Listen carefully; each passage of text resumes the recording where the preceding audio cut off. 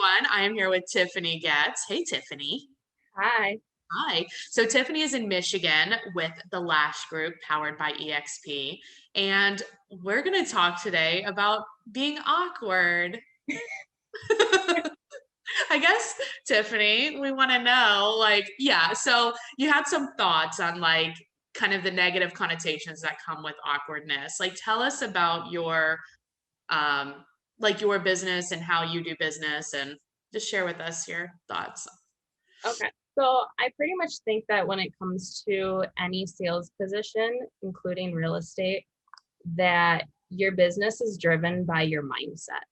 Yeah. It's driven by your tenacity. It's driven by your hunger. It's all of you need to be positive. You need to just shrug things off. So it's it's a little crazy like that, I guess. I mean, it's whether it's real estate, mortgages, furniture, Yeah.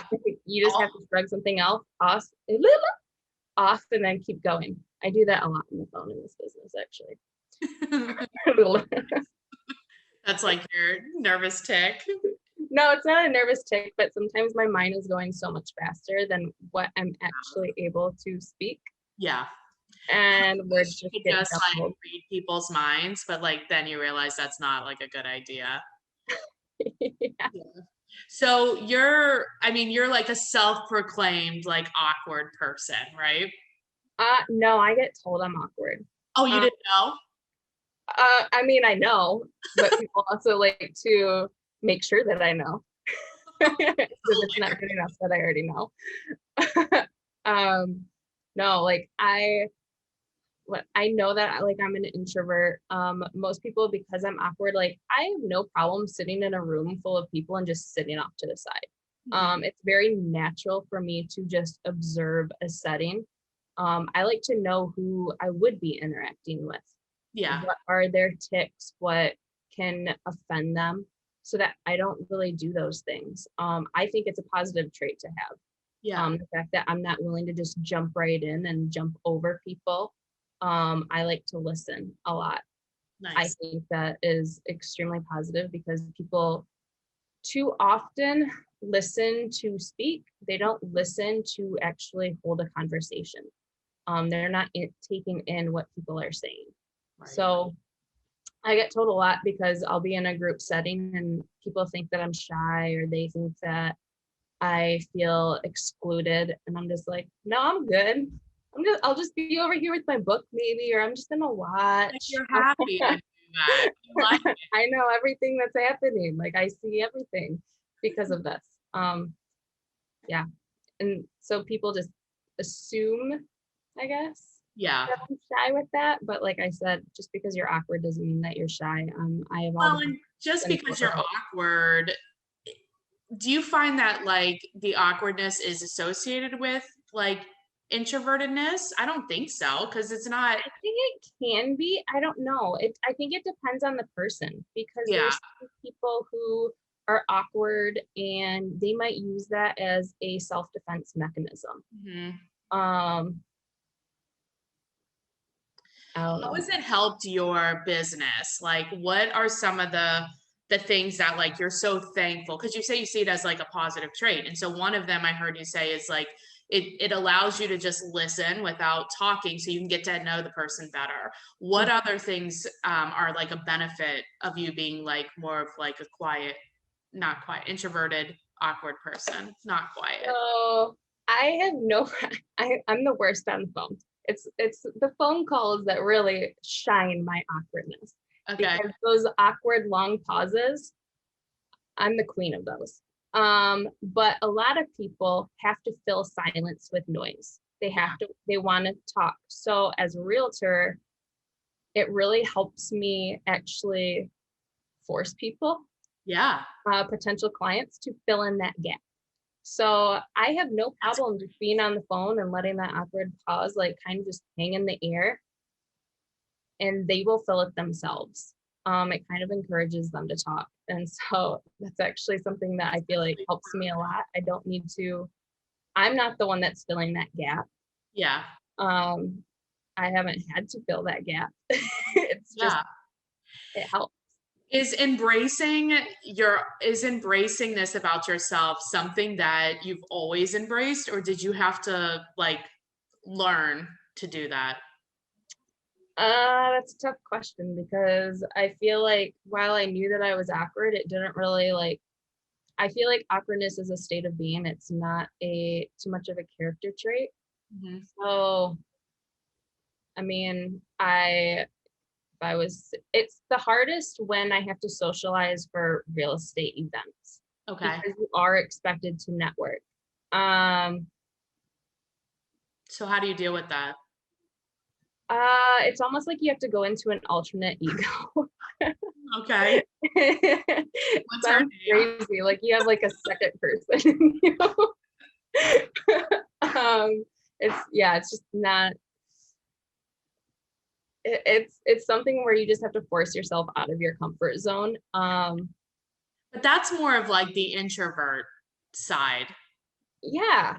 Yeah. Yeah. Like I don't my awkwardness really mostly shines on the phone. And then again, even when I'm in a room full of people that I have to network with, like small talk doesn't come easy for me. Mhm. Because that's something that people use to fill silence. Right. And I've just never had to deal with that, even growing up. Um, I grew up in a house where we had to be extremely quiet, just That was because I had helpful a for you. severely disabled brother. And so noises and everything shut him off. And so sometimes it was just easier for me to just dive into a book and be quiet. And so when I go to events and stuff, I don't seek out small conversations. Um, I want to know more about, I guess, their business and what they do. I go for those tips. Okay. I What want to know what what do you makes them say? Like successful. what's I your don't care about the weather. no, all right. I don't What's your care about their last sale. I want to know more about all that what they do on a daily basis. So you like, do you strategically like when you go into like a room and you know you're there for networking, it sounds like you get your mind right around like, okay, what am I here to do? I know I'm here to network. Do you say like I want to meet like two agents and I want to find out like these things? No, but I should. Hey, there you go, boom. But you said you want to learn the The tips, fact right? the fact that I would go up to somebody and introduce myself is enough of a win for me sometimes. Nice, boom. Um, I don't, yeah, I don't know. We did a podcast on who's better at sales, introverts or extroverts. Introverts probably. Really? Tell me more. It comes back to the listening. They don't need to fill in silence. They don't need to fill in movement. When you are walking your client through a house, I feel like an introvert will really take notice of how they react Mhm. to all the different aspects of the house. Like, for example, I took one client through a house and I had no idea that stairs were an issue. They didn't come out and say it. They never said that they wanted main floor only. Um, but I feel like because when I would do like mentor or coaching programs and you watch how other realtors go through a house, they really try to sell the house. Mhm. I kind of sit back and I let the house sell itself. Mhm. I'm there to figure out more if um, anything in the house stands out as a concern, or if they noted something that was a necessity Yeah. or a luxury, a need or a want in the house, I might point those out. I might ask what they think about something. Mhm. But when I go through the house, it's gonna be theirs. Like they're the ones that really need to take stock of what the house offers them. Right. Right. What about in a listing agent role? Um, it has helped in that I like to listen to them. Um, I think any listing agent will tell you that a seller always thinks their home is worth more than it's worth. Right. Um, so it's nice because I can be more empathetic towards that feeling. Okay. I'm not gonna tell them, well, this is what it is. Right. or I'm not going to take what they believe and run with it. I'm actually going to dive in and have a conversation. Well, why do you think that? And then I'll ask them, especially if they are also buying and I've already been through houses with them. I'll kind of draw from that. Well, remember how we went through this house and you thought it was overpriced? Right. And then we'll have that conversation and they're like, oh yeah. Like, okay, I see what you're saying. It's a little hard for me to understand because, we put all this work and stuff into this kitchen, but. Yeah. It seems like I see your point of that. I mean, on the podcast, I said extroverts, but I'm an extrovert, clearly. So I think like from your point of view, I can see how even if you and I say the exact same thing, like literally the same words, it's going to be received differently by the clients, right? Yeah. But I did have a question about, so we're talking about introvertedness, but that's not awkwardness. So like, what's the difference? An introvert is more quiet. They don't need to be the center of attention, I think. I think it depends on everybody. Everyone has different feelings about introvert, what it means, and they usually say it in relation to an extrovert, not just as an introvert. Right. Like people will misconceive that I'm shy all the time. And then they will get to know me and then know that I don't lack confidence. I don't care what people really think of me. I know who I am, and that's all that matters, right? Right. Awkwardness is more of a state of being. I think it's more about how you make others feel. Gotcha. So, and I don't think it's a negative because awkwardness kind of sticks in your mind. Like, my daughter, I have a 6-year-old. She's awkward, and I tell her, well, at least you're not boring. Yeah, We're right. gonna remember you. And I think like being awkward in real estate is definitely a good thing because it's going to make you remember. It's all about being memorable, right? I mean, everybody knows a real estate agent. If you don't know a real estate agent, you might be living under a hole. Right. It's like one of the most infiltrated careers. Right. But being awkward will set you apart because again, it makes you memorable. I think it's just a state of being and how people perceive you as. Like, are you like, I can stand in the middle of the grocery store aisle and I'll be dancing and not even know it. You don't even know you're dancing? No, I just, sometimes it just comes naturally.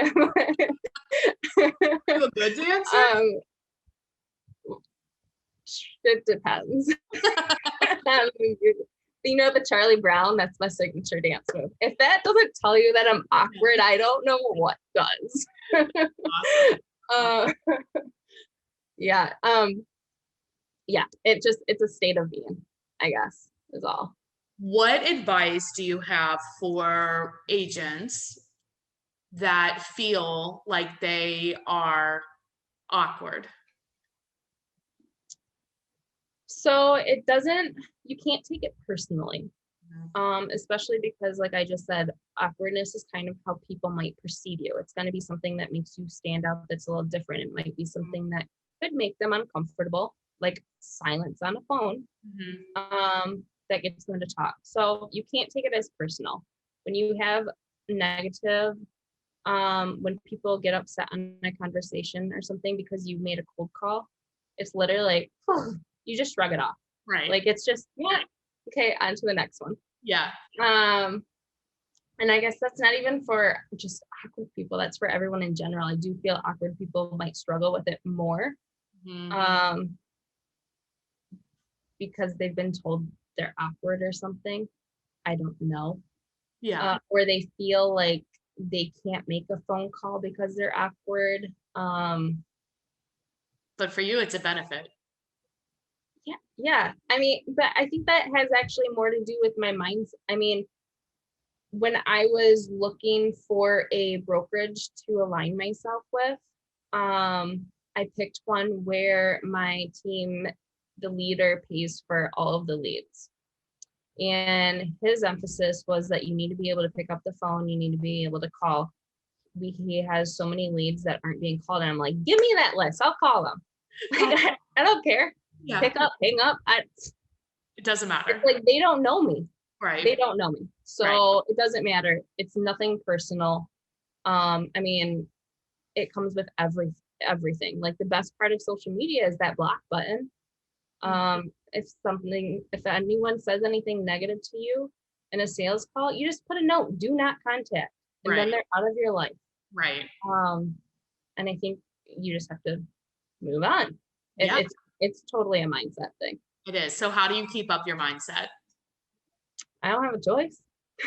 I mean, I've got goals to reach.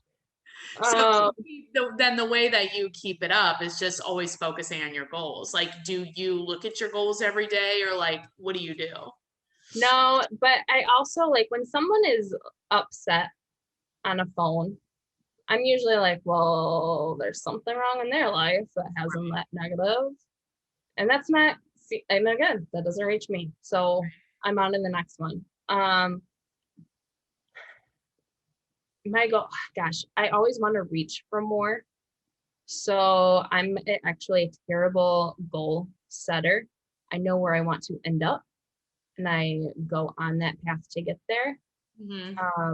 Usually that does not involve looking back or dwelling.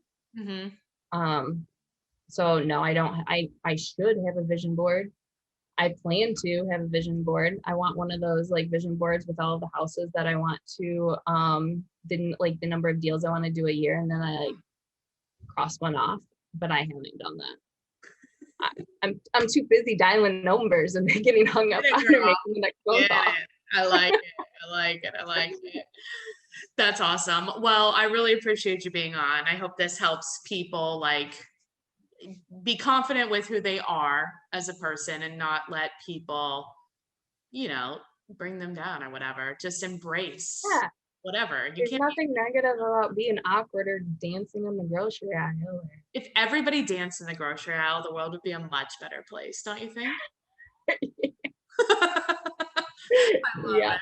Well, Tiffany, if people have a referral for you in Michigan, what is the best way to get a hold of you? My email, I check it all the time, and it's very easy to remember. It's just bringithometiff@gmail.com. 2 F's? Yes. bringithometiff@gmail. Easy peasy. All right. Well, thanks, Tiffany. Thank you. You have a great day.